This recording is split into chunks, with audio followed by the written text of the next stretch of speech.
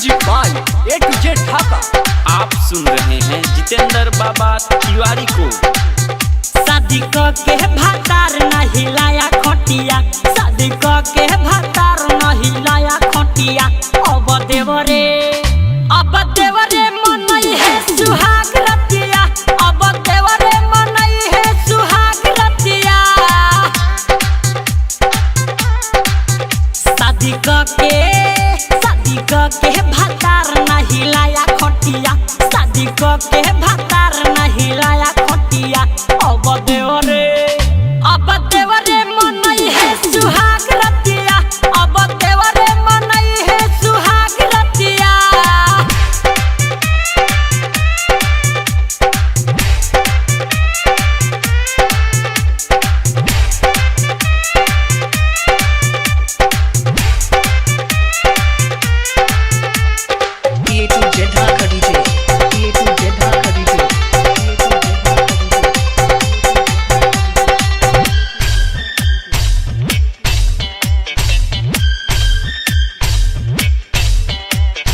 मौगा भातर जाके सुते दलानी, देवरे के संगे हम काटे नीचानी। हाँ, मौगा भातर जाके सुते दलानी, देवरे के संगे हम काटी ले जानी। कब ठोके न पियावा पाला में कटिया, कब ठोके न पियावा पाला में कटिया। रोजो देवरे अब देवरे मनई है सुहाग रतिया, अब देवरे मनई है सुहाग रतिया।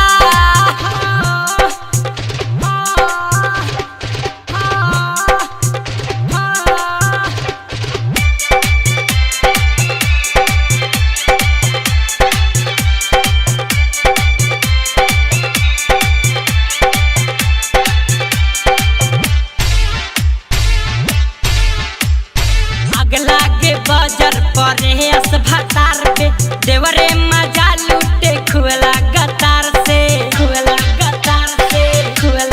हाँ, अगला के बाजार परे भातार के, देवरे मजा लूटे खुला गतार से। सुते से जिया पर रोजे सटा के छतिया, सुते से जिया पर हमसे सटा के छतिया।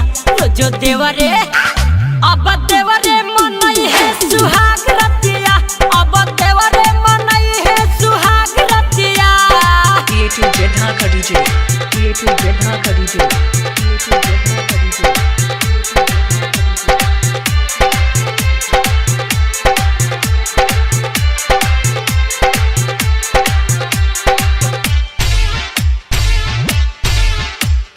हमरा भतर से मजा नहीं मिलल, देवरा पशुराम से पलंग बहिलल। हाँ, हमरा भतर से मजा नहीं मिलल, देवरा पशुराम से पलंग बहिलल। अली बाबा तिवारी माने न बतिया,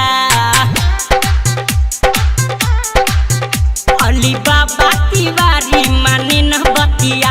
औरी देवरे अब देवरे मनई है सुहाग रतिया, अब देवरे मनई है सुहाग रतिया, अब देवरे मनई है सुहाग रतिया।